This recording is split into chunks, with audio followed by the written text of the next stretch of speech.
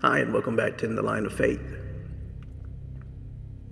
There's a dangerous assumption that every generation makes. We believe we are living at the cutting edge of technology, the cutting edge of history. We imagine that because we've seen the newest phone, the newest computer, or the newest AI, that we've somehow seen the limits of human capability. History laughs at us for having that idea. Again and again, the public discovers that what amazed them had existed beyond closed doors for years, sometimes decades. And the world you can see is only the world you've been shown. And if that's true, then perhaps the most important question isn't what technology exists. Perhaps the most important question is what already exists that you simply haven't seen yet. Because what you're using right now, your phone, your search engine, your AI assistant, that's not new technology. That's their leftovers. There's something that people in technology circles have said for years, and that is that whatever the public gets access to, the government had it 20 years ago.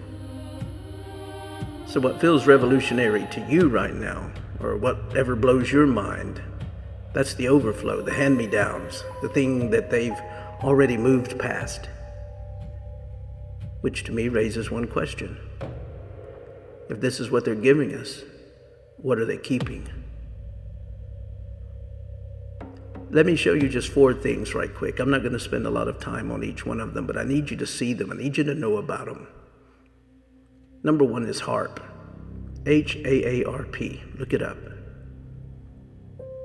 It sits in Gakona, Alaska, a high-powered transmitter array that fires energy directly into the ionosphere, the layer of the atmosphere right at the edge of space. The military's own documents say it exists to explore the viability of exploiting ionospheric interactions in next-generation systems. Exploit. Their word, not mine. It exists, it's funded, it's operational, and it points straight up. Number 2, Project Pandora. Declassified U.S. military documents confirm experiments were conducted, and they were conducted to investigate what they called the potential of exerting control on human behavior through low-level microwave radiation. Not a theory. It's in their own paperwork. They wanted to reach inside a human being without touching them and affect what happens outside. By affecting, essentially, what happens on the inside. You see, they call it research. I call it a blueprint. Number 3, something called the Havana Syndrome. And that's where American diplomats and intelligence officers posted overseas suddenly experience severe neurological damage, like brain injuries, sounds inside their heads, disorientation, stuff like that. Secretary of State Marco Rubio described victims suffering brain injuries that looked like they had been hit with a baseball bat, caused by some external mechanism.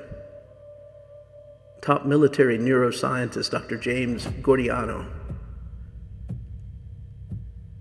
he's confirmed that these weapons exist and that the U.S., China, and Russia all have them. Weapons that damage the brain from a distance. No bullets, no bombs, no warning. They exist. Number 4, of course, is our favorite, artificial intelligence. This is the one closest to your hands right now. Every fear you've typed into that box, every doubt, every question too embarrassing to ask another human being, every late-night confession poured into that little screen, kept. Every word cataloged, profiled, stored, not to help you, but to know you. And when you know what every person fears or doubts or worships, you don't need a generic deception. You can build one fitted personally to each person. Now, I want to speak to you teenagers for just a moment. You, if you're in your 40s or 50s, you remember life before this. You know what was traded because you lived on both sides of it, but your kids never had a before, so to speak. They didn't hit okay, it was hit for them. Before they were old enough to read the fine print, before they even knew there was fine print, somebody already signed on their behalf. So they don't feel like prey, they feel like participants. That's the most sophisticated part of the whole operation. Remember our grandparents? They read everything, the fine print, everything. But we made the fine print 1,000 pages long until we all just started hitting okay. Okay to location tracking, okay to microphone access, okay to storing everything we say. We didn't lose our privacy in one dramatic moment. We clicked it away, one okay at a time. We are the prey. They just made sure the snacks were good enough that we didn't notice the cage. Here's where faith stands in all of this.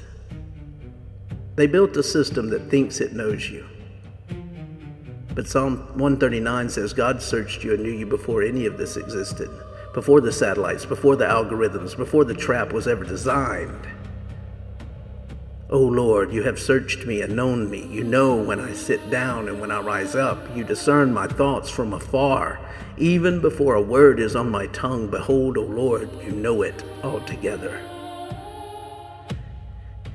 He knows every word before it's on your tongue. And here's the difference that changes everything. He knows it all, and it never becomes a weapon in his hands.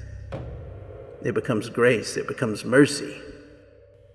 The surveillance state that we live in now is a cheap counterfeit.